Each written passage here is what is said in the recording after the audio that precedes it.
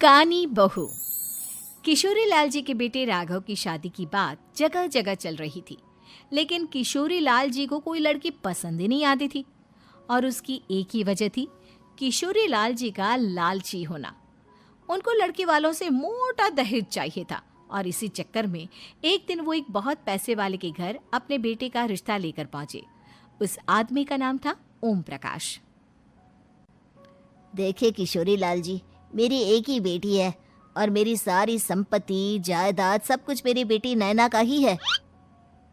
पापा, नाम से लगता है बहुत खूबसूरत होगी। कितना अच्छा नाम है ना, नैना। ओ, वैसे बात तो सही है आपकी। अब इतना पैसा है, जमीन जायदाद है, इकलौती बेटी, आप भी क्या करेंगे? सब कुछ उसे ही देंगे ना। बिल्कुल ठीक पहचाना आपने। बस बेटी की शादी और सारी जायदाद उसके नाम। पापा, बिना देखे हाँ कर दीजिए ना। इतना अच्छा रिश्ता फिर कहाँ मिलेगा? माला माल हो जाएंगे हम। मैं अपनी बेटी को बुलाता हूँ। अरे नहीं नहीं नहीं नहीं, आपकी बेटी का नाम नैना है, सुनकर ही लगता है बहुत सुंदर होगी। रहने दीजिए अंकल, मैं तो आपकी बेटी के नाम से ही इतना खुश हो गया हूँ कि उसे बिना देखे शादी करने को तैयार हूँ। अब तो मैं उसका चेहरा सीधे शादी के बाद ही देखूंगा। और इस तरह राघव नैना का चेहरा नहीं देखता और उससे शादी कर लेता है। शादी के बाद अपनी सुहाग रात पर जब राघव नैना का घूंघट उठाकर देखता है तो नैना की आंखें बंद थी। कितनी खूबसूरत हो तुम नैना, जरा अपनी आंखें खोलकर मेरी तरफ देखो तो सही। नहीं, मुझे शर्म आती है। अरे, मैंने तुम्हें शादी से पहले भी नहीं देखा, और अब अगर तुम आंखें खोलकर मुझे देखोगी भी नहीं तो मुझे अच्छा कैसे लगेगा?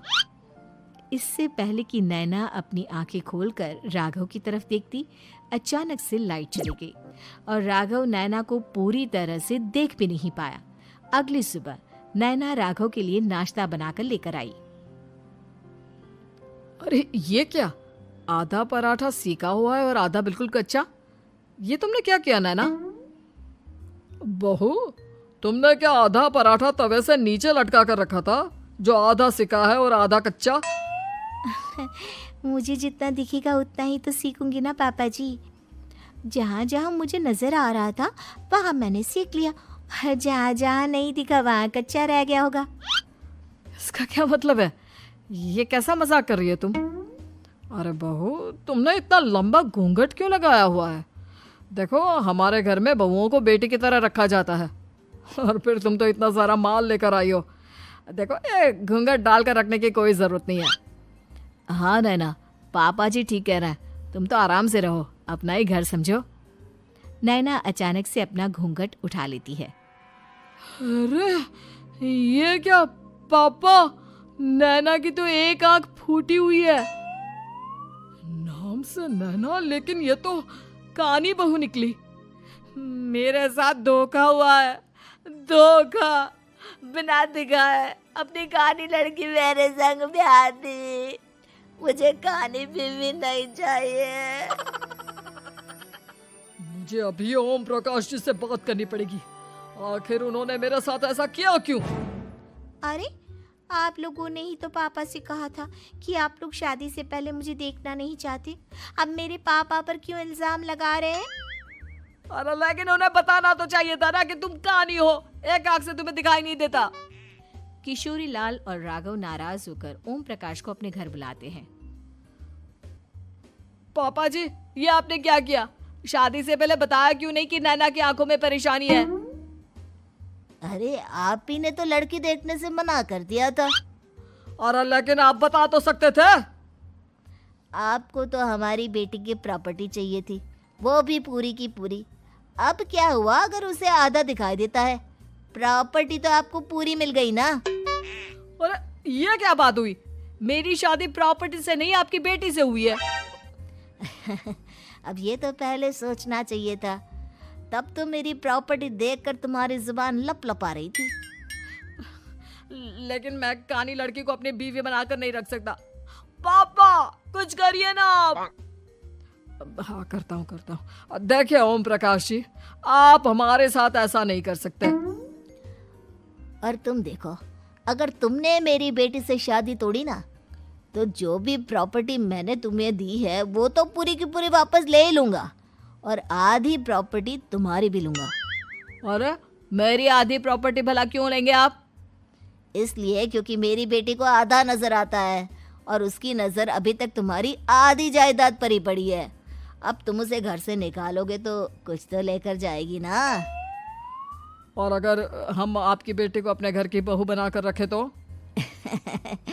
तो तुम्हारी पूरी प्रॉपर्टी तुम्हारी ही रहेगी, और जो मैंने तुम्हें दिया है ना, उसमें से बस मैं आधा लेकर जाऊंगा। अरे लेकिन अब आप अपनी दी हुई प्रॉपर्टी में से आधी वापस क्यों लेकर जाएंगे? अगर मैं आपकी बेटी को अपनी पत्नी बनाकर रखने को तैयार हूं तो? इसलिए ताकि भविष्य में अगर तुम मेरी बेटी को धोखा दो तो उसके पास कुछ तो रहे जो पति का हो। वैसे मेरे पास तो बहुत कुछ है, लेकिन अपने पति की कोई निशानी तो उसके पास होनी चाहिए ना। अब अगर तुमने मेरी बेटी को कानी कहा तो तुम्हें प्रॉपर्टी भी कानी ही मिलेगी, पूरी नहीं। जमाए राजा। किशोरी लाल और राघव समझ चुके थे कि वो बुरी तरह फंस चुके हैं और अब उनके पास वहां से निकलने का कोई चारा नहीं है। अब समझ में आया ना, लालच बुरी बला होती है। एक तो तुम्हें प्रॉपर्टी मिली, ऊपर से बीवी मिली, उसमें तुम्हें नखरे भी दिखाने हैं। आए बड़े, चुपचाप बैठो दोनों। कुछ दिनों के बाद नैना राघव की कार लेकर बाजार घूमने निकलती है और जब कार लेकर वापस आती है, ये क्या? एक तरफ से मेरी गाड़ी पूरी खराब हो चुकी है। लगता है तुमने मेरी गाड़ी को किसी दूसरी गाड़ी के साथ एक्सीडेंट किया है। अरे अरे कितना बड़ा नुकसान कर दिया तुमने बहू। वो क्या है ना पापा जी, मुझे एक आंख से दिखाई नहीं दे रहा था, सामने से गाड़ी आ रही थी। मुझे तो सिर्फ आधा ही दिखाई दिया और वो गाड़ी मेरी कार से रगड़ते हुए निकल गई। अब मैं क्या करूं बताओ? आप इसे ठीक कराने के पैसे कौन देगा? तुम्हारे पापा? तुमने मुझसे इस तरह से बात की? अभी रुको। नैना राघव की शिकायत ओम प्रकाश को कर देती है। देखो राघव, अब जो मेरी आधी प्रॉपर्टी तुम्हारे पास थी ना, उसमें से आधी और मैं लेकर जाऊंगा, क्योंकि तुमने मेरी बेटी को डांटा। अरे नहीं नहीं पापा जी, गलती हो गई, माफ कर दो। गलती की तो कोई गुंजाइश ही नहीं। अगली बार मेरी बेटी को डांटा तो बची हुई आधी में से आधी और ले जाऊंगा। लालच के चक्कर में हम दोनों ने बहुत बड़ी गलती कर दी बेटा। एक तो तुम्हें कानी बहू मिली और ऊपर से जो माल मिला वो भी काना। इस तरह राघव की हर एक गलती पर ओम प्रकाश उसकी प्रॉपर्टी का आधा आधा हिस्सा लेकर अपना सारा माल वापस ले गया और राघव को कानी बीवी से काम चलाना पड़ा। भाई लालच वाकई में बुरी बला है।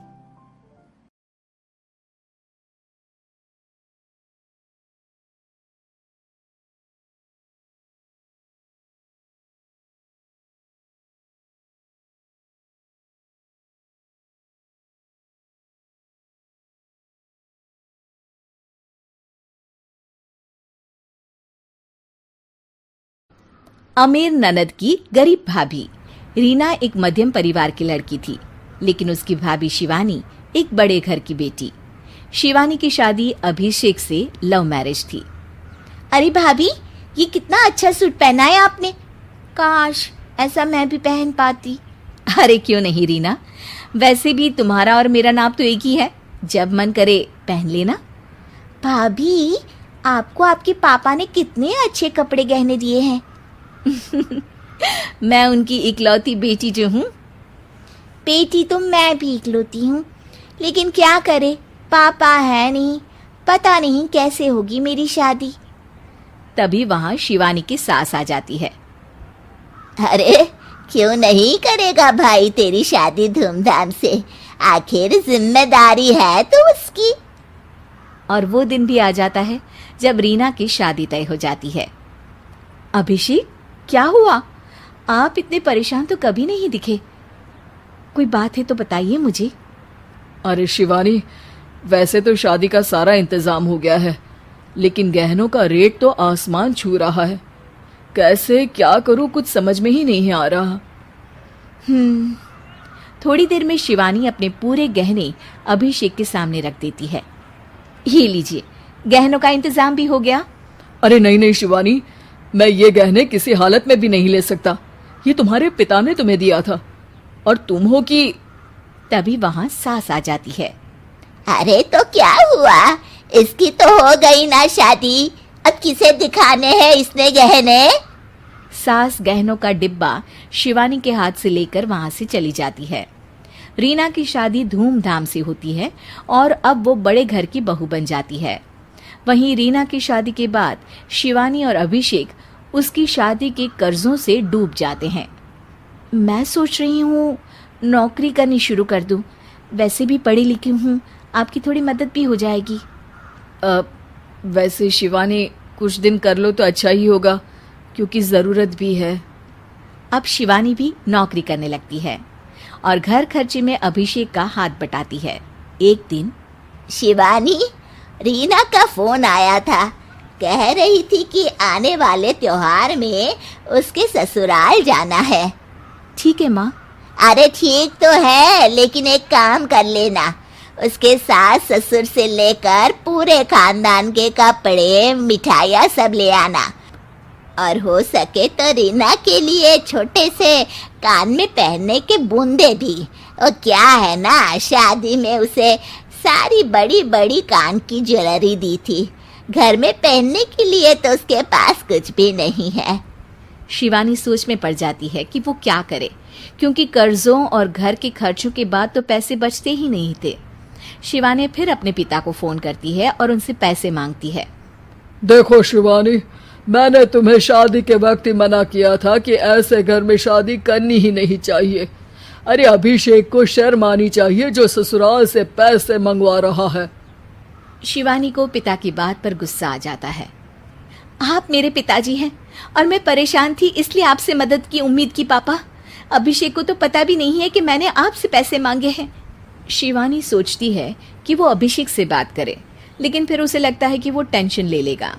तभी शिवानी की नज़र हाथ के कंगन पर पड़ती है, सीधे बाजार जाती है और उसे बेचकर ननद के घर ले जाने का सारा सामान लेकर आती है और सास के सामने रख देती है। हाँ ठीक है, लेकिन फल थोड़े और अच्छी क्वालिटी के होने चाहिए थे। शिवानी कुछ नहीं कहती, वहां से चली जाती है। एक दिन शिवानी, रीना का फोन आया था, बहुत रो रही थी। क्यों माँ, क्या हुआ? सब ठीक तो है ना उसके ससुराल में? अरे तूने तो उसकी नाक ही कटवा दी। अब मैंने क्या कर दिया माँ? कह रही थी कि बड़े घर की बहू है भाभी, जो कपड़े दिए वो ब्रांडेड भी नहीं थे। तू तो जानती है ना उन लोगों का पहनावा कितना अच्छा है। तू तो मेरी बेटी का भला कभी सोचती नहीं। हाय भगवान, अरे बड़े घर की बहू है, इसी बात की जलन है ना तुझे? लेकिन याद रख, मेरी बेटी का सोचने के लिए भगवान है, तुम लोग कभी उसका बुरा नहीं कर पाओगे। अब शिवानी के मन में सवाल था कि क्या ईश्वर सिर्फ रीना के साथ है, उसके साथ नहीं? लेकिन उसे सुकून था कि वो अभिषेक के साथ उसकी जिम्मेदारियों को निभाने में बराबरी की हकदार है। शिवानी वहां से चली जाती है। वो सास से कुछ नहीं कहती, क्योंकि अमीर घर की बहू बनकर रीना को भले ही सुकून ना हो, लेकिन गरीब घर की बहू बनकर शिवानी खुश है, क्योंकि खुशी पैसों से नहीं परिस्थितियों पर निर्भर करती है।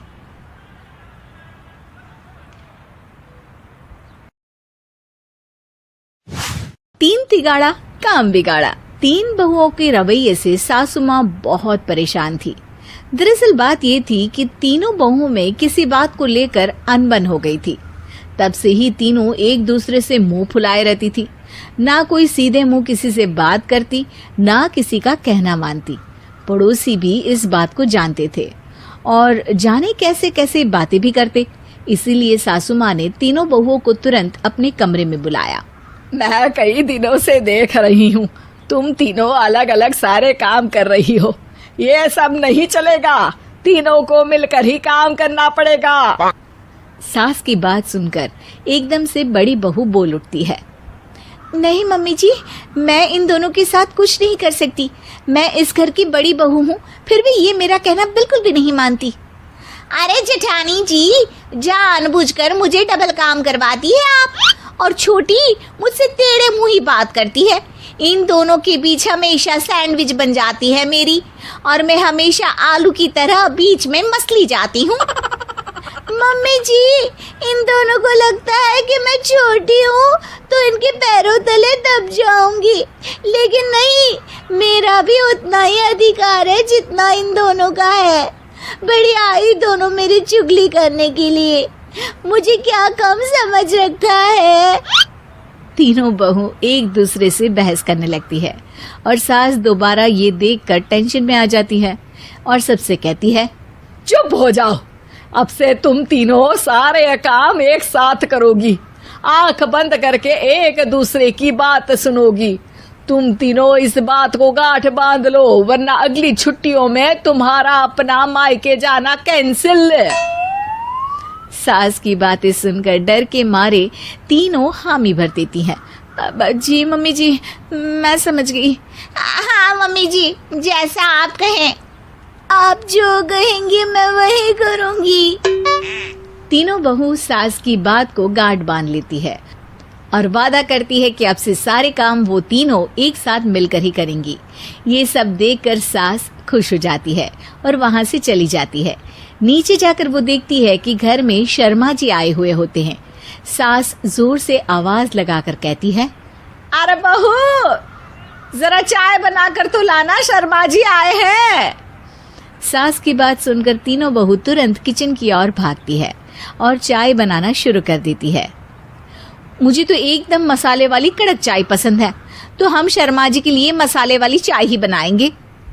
अरे नहीं दीदी, गर्मी के मौसम में मसाला चाय कौन पीता है?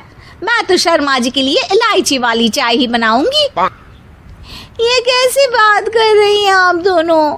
मेरी मम्मी ने सिखाया है कि मेहमान को ज्यादा दूध और शक्कर वाली चाय देनी चाहिए, वरना वो घर वालों को कंजूस समझते हैं। तो मैं तो शर्मा जी को ऐसी ही चाय दूंगी। तीनों बहुएं अपने अपने तरीके से चाय में शक्कर, मसाला, पत्ती सब डाल देती है। उबलने के बाद तीनों मिलकर चाय बाहर लेकर जाती है और शर्मा जी और सासू माँ को देती हैं। चाय पीने के बाद शर्मा जी सासू माँ को देखकर शर्मा जाते हैं और शर्मिंदा महसूस करते हैं कि आखिर उन्होंने चाय पीने के लिए हामी क्यों भरी। सासू माँ भी चाय पीना शुरू करती है और कहती हैं, अरे बहू, ये कैसी चाय बनाई है? चाय है या मीठे दूध की बासुंदी? हाँ, चाय अच्छी नहीं लगी क्या? कोई बात नहीं, हम पराठा बनाकर लाते हैं। चलो चलो अंदर। हाँ हाँ चलो। हाँ आती हूँ मैं भी। नहीं नहीं, मेरा पेट चाय ने ही चौपट कर दिया, वही काफी है। पराठे से पोपट नहीं करवाना, मैं तो चलता हूँ। शर्मा जी चुपचाप पतली गली से निकल जाते हैं। अगले दिन सास बहुओं से कहती है, अरे बहू, जाओ जाके ऊपर के गेस्ट हाउस की सफाई कर दो। कल हमारे यहाँ मेरे दूर के रिश्तेदार आने वाले हैं, तो पूरे कमरे को चमका देना, समझी? तीनों बहू सास की बात को मानकर ऊपर सफाई करने चली जाती हैं और तीनों कमरे की सफाई चालू कर देती है। बड़ी बहू मकड़ी के जाले साफ करती है, तो बीच वाली झाड़ू लगाना और छोटी वाली सर्फ डालकर जमीन धोना शुरू कर देती है। अरे दीदी, जेठानी जी, अभी मैंने पूरी फर्श धोई और आप फिर से धूल नीचे गिरा रही हैं। और मछली जेठानी जी, आप बिना झाड़ू की धूल यहाँ छटक रही हैं। अरे तीनों को साफ करना है, एक साथ सफाई करते हैं ना। अरे वही तो, हम साथ साथ हैं, घर साफ साफ है। तीनों बहू ऐसे ही काम में उलझ जाती है और 2 घंटे तक एक ही कमरे की सफाई करती रहती है। बहुत देर से अपनी बहुओं को ना देखने के कारण सास ऊपर कमरे में उन्हें देखने जाती है, लेकिन कमरे में घुसती ही वो गीली फर्श पर फिसलने के कारण नीचे गिर जाती है। ओरी मोरी मैया, हड्डी मरोड़ के रख दी। आए, मेरी तो कमर ही टूट गई रे। तीनों बहुएं सास को उठाती हैं और बिस्तर पर सुला देती है। अरे मेरे हाथ पैर दर्द कर रहे हैं, दबा दो, आराम मिलेगा। हाँ जी माँ जी। अरे जी माँ जी माँ जी। और तीनों बहुएं एक साथ सास के हाथ को दबाना शुरू कर देती हैं। माँ की तो चीख ही निकल जाती है और नतीजा ये होता है कि सास के बचे हुए शरीर में भी दर्द उठ जाता है। हाय राम, ये क्या कर दिया तुम तीनों ने। अरे मेरी तो किस्मत ही फूटी है कि तुम जैसी बहुएं मुझे मिली। हे भगवान, पूरे शरीर में दर्द बढ़ गया है।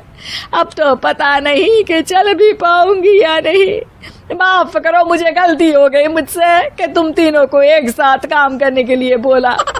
सोचा था तीनों मिलके अच्छे से काम करेगी, लेकिन बड़े बुजुर्ग सही कहते थे कि 3 तिगाड़ा काम बिगाड़ा। तुम लोगों ने ये बात ना आज साबित करके दिखा दी। तुम तीनों को तो समझाना यानी मानो भैंस के आगे बीन बजाना है। तुम्हें अकेले अकेले काम करना है ना, तो अब से तुम अकेले ही अपना अपना काम करो। तीनों बहुएं वहां से जाने लगती है। अरे कहाँ जा रही हो? आप ही ने तो कहा कि अपना अपना काम करो, तो मुझे मुल्तानी मिट्टी लगानी है। अरे मुझे भी तो नेल पॉलिश लगानी है। मुझे ना मेहंदी लगानी है। सास अपना सर पीट लेती है और कहती है, अरे मुझे भी लगाना है कुछ। क्या माँ जी? क्या माँ जी? क्या माँ जी? तुम्हारे घर वालों को फोन, तुम्हारी हरकतें बताने के लिए।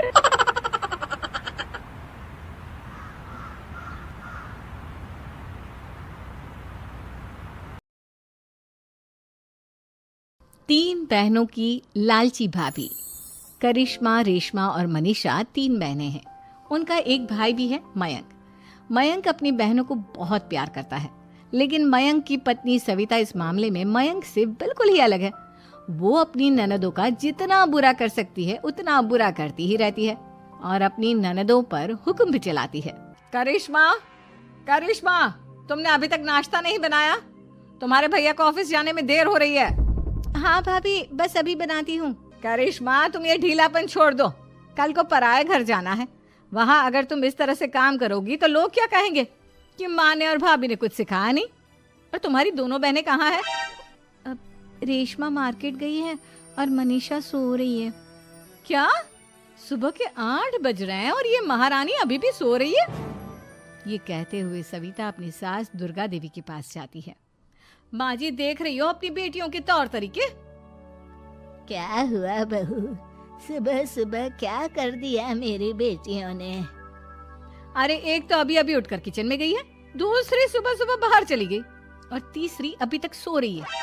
क्या करूं मैं इन तीनों का? मैं तो परेशान हो गई हूँ। जा जाकर उठा उसे और रेशमा से मैं बात करती हूँ। सविता सीधा मनीषा के कमरे में जाती है और उससे कहती है, महारानी जल्दी उठो, सूरज सर पर आ गया है। भाभी थोड़ी देर और सोने दो ना, मैं रात को लेट सोई थी। वो क्या ना, यूनिट टेस्ट चल रहे हैं। शराफत से उठती है या नहीं, या फिर पानी की भरी बाल्टी डालूं तेरे ऊपर? नहीं भाभी, मुझे बिस्तर में नहीं नहाना, उठती हूँ मैं। मनीषा जल्दी से उठकर बाथरूम में चली जाती है। सभी आराम से बैठकर नाश्ता कर रहे होते कि तभी रेशमा बाजार से हाथ में सामान लिए आ जाती है। रेशमा को देखते ही सविता उस पर बरस पड़ती है। लो, आ गई महारानी। ऐसा भी क्या सामान लाना था जो सुबह आंख मलते ही बाजार की तरफ रवाना हो गई? भाभी, कल आप ही तो चीख रही थी कि घर का सारा सामान मुझे ही लाना पड़ता है, घर में किसी को भी किसी काम से कोई लेना देना नहीं है। अब मैं बाजार जाकर सामान ले आई तो आपको इस बात से भी तकलीफ हो रही है? देख रही हो माँ जी, अपनी बेटी की जुबान कैंची से भी तेज चलती है। और मयंक, आप तो कुछ कहेंगे नहीं अपनी लाडली बहन को? रेशमा, अपनी भाभी से ऐसे बात नहीं करते। चलो माफी मांगो। भैया, मैं क्यों माफी मांगू? आप भाभी से बोलिए ना कि हम पर कम हुक्म चलाया करे। हम इस घर की बेटियां हैं और आपकी पत्नी की ननद है, नौकरानी नहीं। लो कर लो बात। इनकी भलाई के लिए कुछ भी बोलो तो इन्हें बुरा लग जाता है। इस घर में यही इज्जत है मेरी। देख लो माँ जी, आपकी बेटी किस लहजे में मुझसे बात कर रही है। सविता वहां से चली जाती है। मयंक को बहुत गुस्सा आता है, वो भी वहां से चला जाता है। फिर करिश्मा रेशमा को समझाती है। रेशमा, तुम्हें भाभी से माफी मांग लेनी चाहिए थी ना। लेकिन दीदी मैंने कुछ किया ही नहीं, तो मैं माफी क्यों मांगू? हाँ करिश्मा दीदी, रेशमा दीदी जैसे ही घर में आई भाभी ही उन पर चिल्ला रही थी। हाँ, मैं मानती हूँ कि गलती भाभी की थी। मैं तो इसलिए बोल रही हूँ कि भाभी ने माँ को तो पूरी तरह अपने वश में कर लिया है। वो हमारी बात सुनती ही नहीं। मयंक भैया हमारे लिए हमेशा खड़े रहते हैं, इसलिए उनकी बात का मान तो तुम्हें रखना चाहिए था ना। कोई फायदा नहीं दीदी, कुछ दिनों की बात और है, भाभी उन्हें भी हमारे खिलाफ भड़का देंगी। फिर वो भी माँ की तरह हमारी किसी बात का विश्वास नहीं करेंगे। इसी तरह सविता अपनी तीनों ननदों को किसी न किसी बात पर परेशान करती रहती थी। एक दिन मयंक अपनी तीनों बहनों के लिए गिफ्ट लाया। क्या रेशमा, ये तुम्हारे लिए हार का सेट, रेशमा तुम्हारे लिए सुंदर सी ड्रेस, और मनीषा तुम्हें किताबें पसंद है ना, तुम्हारे लिए किताबें लाया हूँ। थैंक यू भैया। थैंक यू भैया। थैंक यू भैया। करिश्मा, तुम्हारा नेकलेस कितना सुंदर है, ये भैया कहाँ से ले आए होंगे? मैंने भैया को 3 दिन पहले फोन पर ये डिजाइन दिखाया था और आज भैया ये ले आए। सविता तो अपनी ननदों के गिफ्ट्स देखकर जल गई, और करिश्मा का नेकलेस तो उसे भी बहुत पसंद आया था। अपनी बहनों के लिए कितना अच्छा नेकलेस लेकर आए हैं, मुझे कभी कोई गिफ्ट नहीं दिया।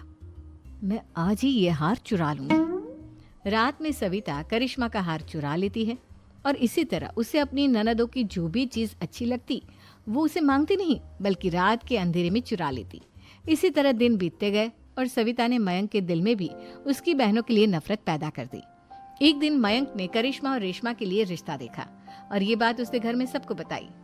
माँ, करिश्मा और रेशमा के लिए बहुत अच्छा रिश्ता आया है, वो लोग कल इन्हें देखने आ रहे हैं। आप और सविता मिलकर सारी तैयारी कर लेना।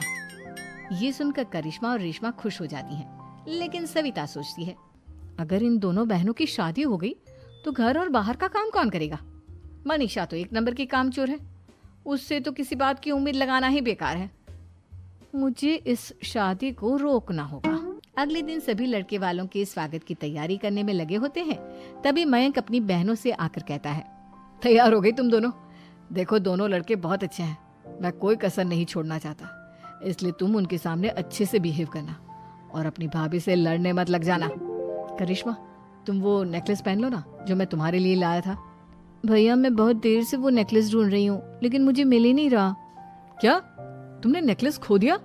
तुम्हें पता भी है वो कितना महंगा था, तुम कोई काम ढंग से नहीं कर सकती। मयंक गुस्से में वहां से चला जाता है। थोड़ी देर बाद लड़के वाले भी आ जाते हैं। वो दोनों बहनों को पसंद कर लेते हैं और रिश्ता पक्का हो जाता है। लेकिन सविता के दिमाग में तो कुछ और ही खिचड़ी पक रही थी। वो पंडित जी के पास करिश्मा की कुंडली लेकर जाती है और उन्हें पैसे देकर करिश्मा की कुंडली बदलवा देती है। जब लड़के वालों के पास करिश्मा की कुंडली जाती है तो वो दुर्गा को फोन करते हैं। बहन जी, हमने करिश्मा की कुंडली अपने पंडित जी को दिखाई थी। आपकी बेटी की कुंडली नहीं बल्कि दोषों का पिटारा है। देखिए, मैं और मेरे पति इन सब बातों में बहुत विश्वास करते हैं, इसलिए हम आपकी बेटी से अपने बेटे की शादी नहीं करा सकते। इस तरह करिश्मा का रिश्ता टूट जाता है और सभी घर वालों को बहुत दुख होता है। अब कविता सोचती है, चलो करिश्मा का तो रिश्ता टूट गया, अब रेशमा का भी रिश्ता तोड़ना है। क्या करूं क्या करूं? अब सविता आवाज बदलकर किसी अननोन नंबर से रेशमा के होने वाले ससुराल में फोन करती है। हेलो, मैं कौन हूँ कौन नहीं ये आपके लिए जानना जरूरी नहीं, बस इतना सुन लो कि रेशमा का 2 साल से किसी के साथ अफेयर चल रहा है। बस रेशमा का रिश्ता तोड़वाने के लिए सविता का इतना कहना काफी था। अब रेशमा का भी रिश्ता टूट गया। मयंक और दुर्गा देवी ने रेशमा को खूब खरी खोटी सुनाई और उससे बार बार उस लड़के के बारे में पूछने लगी। आप दोनों मुझे क्यों परेशान कर रहे हो? अरे कोई लड़का होगा मेरी लाइफ में तो मैं बताऊंगी ना, जब कोई है ही नहीं तो कहाँ से लाऊं मैं कोई लड़का? तो तेरे होने वाले ससुराल वालों को फोन किसने किया था? माँ, मैं नहीं जानती किसने फोन किया था, मैं सच कह रही हूँ। मैं तो पहले ही कह रही थी इसकी लगाम खींच कर रखो, लेकिन मेरी सुनता ही कौन है। आप चुप रहिए भाभी, ये सब आपका ही किया धरा है। अब तीनों बहनों को विश्वास हो जाता है कि ये सब उनकी भाभी ही कर रही है। तीनों बहनें अपनी भाभी को सबक सिखाने के लिए एक वकील कर लेती है और घर में हिस्सा मांगना। देखो भैया, माँ बाप की जायदाद में जितना बेटों का हक होता है उतना ही बेटियों का, इसलिए इस घर के 4 हिस्से होंगे और हमें अपना हिस्सा चाहिए। मैंने तुम्हारे लिए क्या क्या नहीं किया और तुम इस घर में हिस्सा मांग रही हो? भैया, आप और माँ हम बहनों की कोई बात नहीं सुनते हो, और भाभी हमारी शादी नहीं होने देगी क्योंकि उन्हें लगता है कि आप हमारी शादी में ज्यादा पैसा लगाओगे और उन्हें हम जैसी फ्री की नौकरानी कहाँ मिलेगी। तो हम भाभी के साथ तो रह नहीं सकते। हम बहनों को अपना हिस्सा चाहिए। अरे तुम्हें शर्म आनी चाहिए अपनी भाभी पर ऐसा इल्जाम लगाते हुए। वो तुम्हारे बारे में कितना सोचती है। हाँ माँ, भाभी हमारे बारे में बहुत सोचती है। दिन रात बस यही सोचती रहती है कि किस तरह से अपनी तीनों ननदों को परेशान करूं, और कभी मुझे पढ़ने भी नहीं देती। दोनों बहनों का रिश्ता भी तो इन्होंने ही तोड़वाया है, और रात में हमारे कमरे में आकर हमारी चीजें भी चुराती हैं। इसी तरह सविता की तीनों ननदें अपनी बात पर अड़ी रही। अब कोर्ट में तारीख भी शुरू हो गई। जब सविता को लगा कि उसकी तीनों ननद इतनी आसानी से नहीं मानने वाली, तो उसने अपने पति और सास को सारी सच्चाई बता दी और अपनी तीनों ननद से माफी मांगी। मयंक और दुर्गा को भी अपनी गलती का एहसास हो गया। अब सविता खुद करिश्मा और रेशमा के लिए अच्छा रिश्ता ढूंढती है और उनकी शादी करवाती है।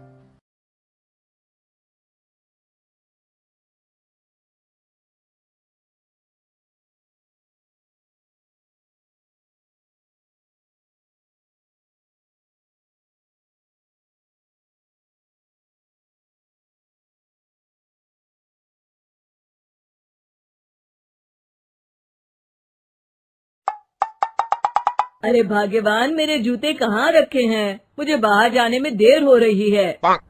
तभी मालती कमरे में आती है। ये रहे आपकी जूते। मैं इन्हें साफ करने के लिए ले गई थी। अरे वाह, तुम कितनी समझदार हो। मेरे बिना कुछ कहे ही सारे काम कर देती हो। तभी मालती झिझकते हुए रमेश से कहती है, सुनिए जी, आपसे एक बात कहूँ, बुरा तो नहीं मानेंगे ना? अरे नहीं नहीं, बेफिक्र होकर कहो। शादी से पहले मैं अपने मायके में नौकरी करती थी। मैं चाहती हूँ कि अब मैं फिर से नौकरी करना शुरू कर दूं। वैसे भी सारा दिन घर में बोर हो जाती हूँ। देखो मालती, तुम्हारे नौकरी करने से मुझे कोई ऐतराज नहीं है, लेकिन तुम्हें एक बात बता दूं, हमारे खानदान में आज तक कभी किसी औरत ने नौकरी नहीं की। फिर भी एक बार तुम माँ से पूछ कर देखो, अगर वो तुम्हें नौकरी करने की इजाजत दे देती है तो अच्छी बात है। रमेश वहाँ से चला जाता है। फिर उसी शाम मालती अपनी सास के पैर दबा रही होती है। तभी उसकी सास मालती से कहती है, अरे क्या बात है बहू, आज तो ठीक तरह से मेरे पैर नहीं दबा रही। किसी ख्याल में खोई पड़ी है क्या? मैं भी तो जानूं आखिर बात क्या है। दरअसल वो माँ जी। अरे हाँ हाँ बोलो, इतना सोच क्यों रही हो? माँ जी, अगर आप बुरा न माने तो मैं नौकरी करना चाहती हूँ। घर के काम करने के बाद मेरे पास काफी वक्त बच जाता है। मालती की ये बात सुनकर उसकी सास गुस्से में कहती है, अरे बहू, तेरी तबीयत तो ठीक है ना? आज ये कैसी बहकी बातें कर रही है? भला हमारे खानदान में आज तक कभी किसी औरत ने नौकरी की है जो तू नौकरी करने की बात कर रही है, हैं? अरे बहू, तू क्या रिश्तेदारी में हमारी नाक कटाना चाहती है? जितना जल्दी हो सके अपने दिमाग से नौकरी का भूत उतार दे, और अब जा, जल्दी से रसोई में जा, खाना बनाने का वक्त हो रहा है। मालती मन मार कर खाना पकाने के लिए रसोई घर में चली जाती है। अगले दिन, नमस्ते माँ जी, कैसी हैं आप? अरे आओ आओ दिवाकर बेटा, बैठो, मैं तुम्हारे लिए चाय मंगाती हूँ। बहू, जरा एक कप चाय तो लेती आना। फिर दिवाकर एक फाइल खोलकर मालती की सास के सामने रख देता है। ये देखिए माँ जी, ये है पिछले महीने का हिसाब और ये रहे मुनाफे के रुपए। एक बार हिसाब देख लीजिए और इन कागजों पर अपने दस्तखत कर दीजिए। अरे दिवाकर बेटा, मैंने भला आज तक कभी तेरा हिसाब देखा है जो अब देखूंगी? ला बता, कहाँ दस्तखत करूं? तभी मालती चाय लेकर वहाँ आ जाती है और अपनी सास को बिना कागजातों को पढ़े इस तरह लापरवाही से दस्तखत करते हुए देखकर हैरान रह जाती है। अच्छा माँ जी, अब मैं चलता हूँ, फैक्ट्री में बहुत काम है। फिर दिवाकर वहाँ से चला जाता है। कुछ दिनों बाद मालती बाजार में कुछ सामान खरीद रही होती है। तभी एक बूढ़ा आदमी उसे आवाज देता है। अरे मालती बेटी, कैसी हो? मुझे पहचाना? मैं तुम्हारी कंपनी में मुनीम का काम करता हूँ। हाँ चाचा जी, मैं आपको बिल्कुल पहचानती हूँ। कहिए, कैसे हैं आप? मैं तो ठीक हूँ। कंपनी में कुछ भी ठीक नहीं चल रहा, यहाँ तक कि हमें ठीक वक्त पर तनख्वाह भी नहीं मिलती। ये आप क्या कह रहे हैं? अब क्या बताऊं, आप लोग तो कभी हिसाब किताब देखने दफ्तर आते नहीं। मेरी मानो तो एक बार आप लोग दफ्तर आकर सारा हिसाब किताब देख लो, आपको असलियत पता चल जाएगी। अच्छा बेटी, अब मैं चलता हूँ, देर हो रही है। फिर वो बूढ़ा वहाँ से चला जाता है। वहीं दूसरी तरफ मालती घर पहुंचकर अपनी सास को सारी बात बताती है। तभी वहाँ रमेश भी आ जाता है, लेकिन मालती की सास मालती की किसी भी बात पर विश्वास नहीं करती। तभी रमेश कहता है, अरे माँ, बिना आग के कभी धुआं नहीं उठता। जब मालती इतना कह रही है तो हमें एक बार दफ्तर चलकर देख लेना चाहिए। वैसे भी हम लोग काफी दिन से अपने दफ्तर नहीं गए हैं। इस तरह किसी एक आदमी के भरोसे काम छोड़ना मुझे भी ठीक नहीं लगता। अगले दिन वे सभी अपने दफ्तर पहुंचते हैं और सीधे दिवाकर के कैबिन में जाते हैं। अचानक सबको एक साथ देखकर दिवाकर चौंक जाता है।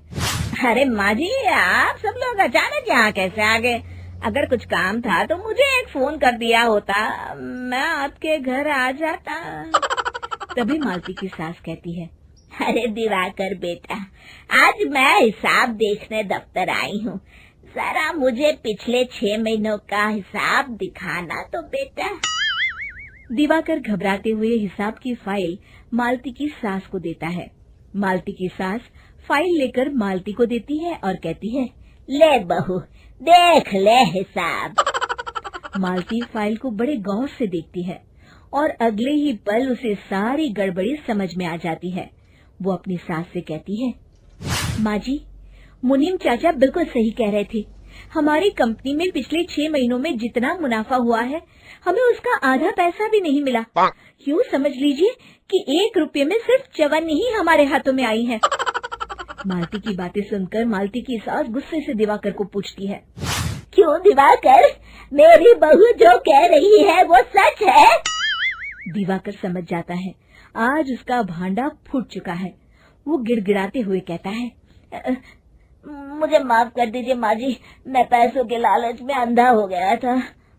अरे वाह दिवाकर, तू तो एक नंबर का चोर निकला। इतने दिनों से मैं तुझ पर आंख बंद करके भरोसा करती रही और तू मुझे ही चुना लगाता रहा। अभी के अभी निकल यहाँ से और दोबारा अपनी शक्ल मत दिखाना। दिवाकर वहाँ से भाग जाता है। मालती की सास मालती को शाबाशी देते हुए कहती है, बहू, आज मैं समझ गई कि पढ़ाई लिखाई हमारी जिंदगी में कितनी जरूरी है। मैं बहुत किस्मत वाली हूँ जो मुझे तुझ जैसी बहू मिली है। शिक्षा, पढ़ाई लिखाई का इस्तेमाल सही जगह करके हम दुनिया में बहुत कुछ बदल सकते हैं।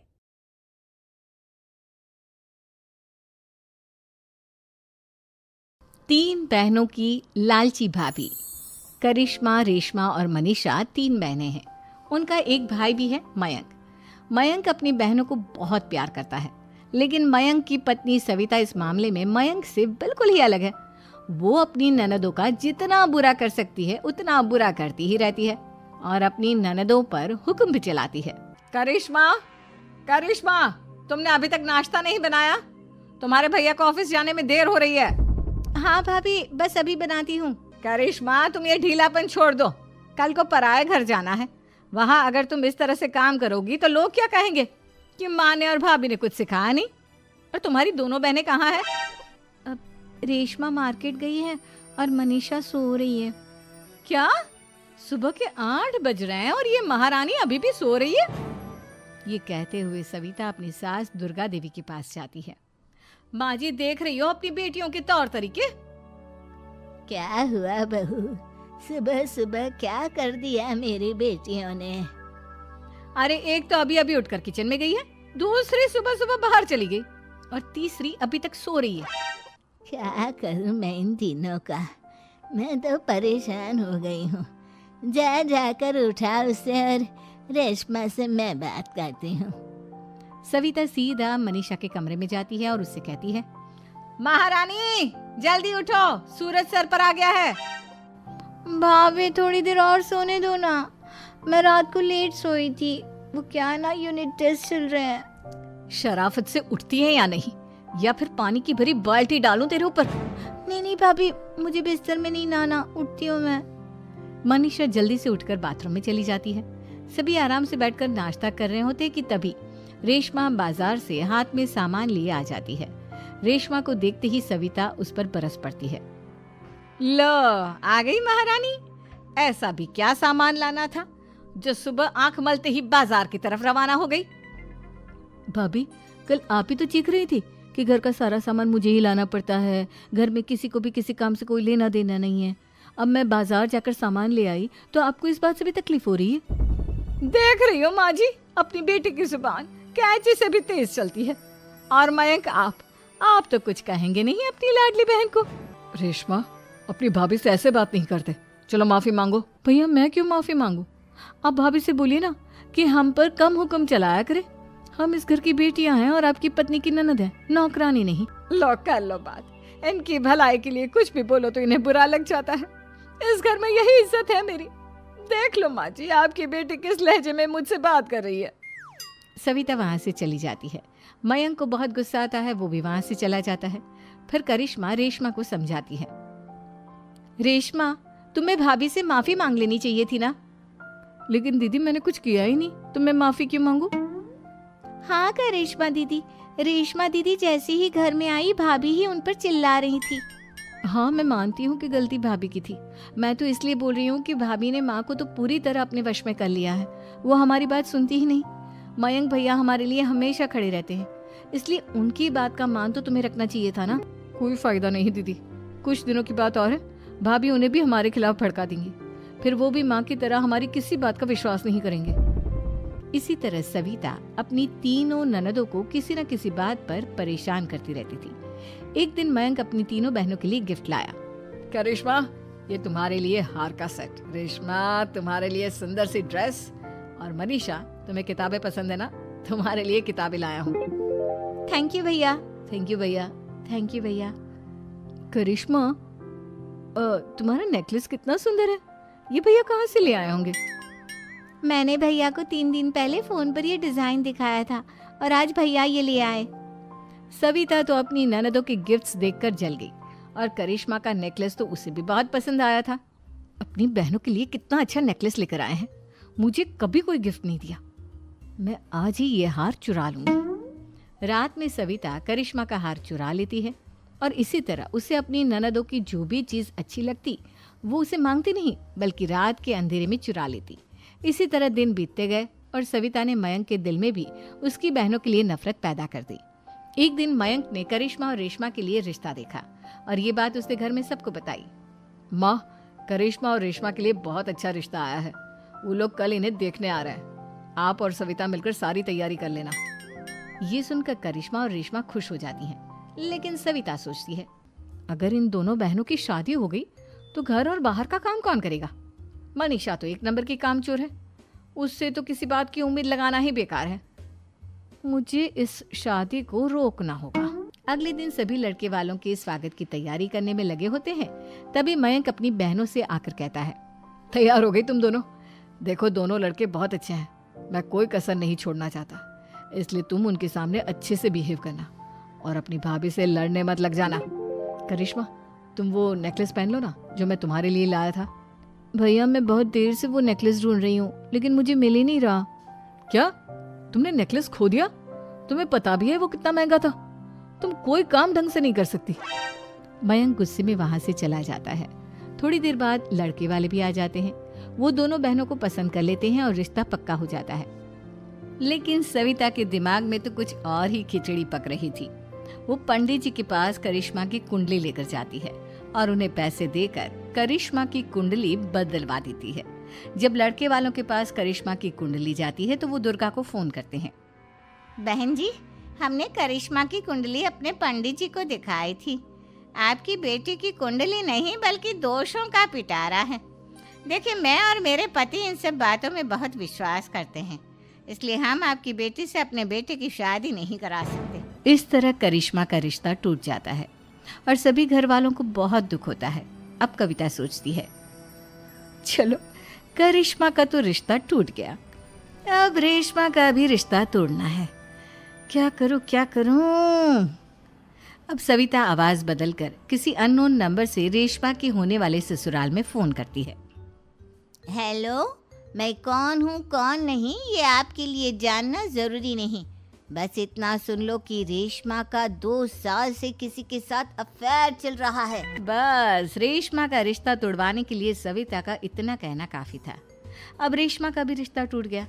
मयंक और दुर्गा देवी ने रेशमा को खूब खरी खोटी सुनाई और उससे बार बार उस लड़के के बारे में पूछने लगे। आप दोनों मुझे क्यों परेशान कर रहे हो? अरे कोई लड़का होगा मेरी लाइफ में तो मैं बताऊंगी ना, जब कोई है ही नहीं तो कहाँ से लाऊं मैं कोई लड़का? तो तेरे होने वाले ससुराल वालों को फोन किसने किया था? माँ, मैं नहीं जानती किसने फोन किया था, मैं सच कह रही हूँ। मैं तो पहले ही कह रही थी इसकी लगाम खींच कर रखो, लेकिन मेरी सुनता ही कौन है। आप चुप रहिए भाभी, ये सब आपका ही किया धरा है। अब तीनों बहनों को विश्वास हो जाता है कि ये सब उनकी भाभी ही कर रही है। तीनों बहनें अपनी भाभी को सबक सिखाने के लिए एक वकील कर लेती है और घर में हिस्सा मांगना। देखो भैया, माँ बाप की जायदाद में जितना बेटों का हक होता है उतना ही बेटियों का, इसलिए इस घर के 4 हिस्से होंगे और हमें अपना हिस्सा चाहिए। मैंने तुम्हारे लिए क्या क्या नहीं किया और तुम इस घर में हिस्सा मांग रही हो? भैया, आप और माँ हम बहनों की कोई बात नहीं सुनते हो और भाभी हमारी शादी नहीं होने देगी क्योंकि उन्हें लगता है कि आप हमारी शादी में ज्यादा पैसा लगाओगे और उन्हें हम जैसी फ्री की नौकरानी कहाँ मिलेगी। तो हम भाभी के साथ तो रह नहीं सकते, हम बहनों को अपना हिस्सा चाहिए। अरे तुम्हें शर्म आनी चाहिए अपनी भाभी पर ऐसा इल्जाम लगाते हुए। वो तुम्हारे बारे में कितना सोचती है। हाँ माँ, भाभी हमारे बारे में बहुत सोचती है। दिन रात बस यही सोचती रहती है कि किस तरह से अपनी तीनों ननदों को परेशान करूं और कभी मुझे पढ़ने भी नहीं देती। दोनों बहनों का रिश्ता भी तो इन्होंने ही तोड़वाया है और रात में हमारे कमरे में आकर हमारी चीजें भी चुराती हैं। इसी तरह सविता की तीनों ननदें अपनी बात पर अड़ी रही। अब कोर्ट में तारीख भी शुरू हो गई। जब सविता को लगा कि उसकी तीनों ननद इतनी आसानी से नहीं मानने वाली, तो उसने अपने पति और सास को सारी सच्चाई बता दी और अपनी तीनों ननद से माफी मांगी। मयंक और दुर्गा को भी अपनी गलती का एहसास हो गया। अब सविता खुद करिश्मा और रेशमा के लिए अच्छा रिश्ता ढूंढती है और उनकी शादी करवाती है।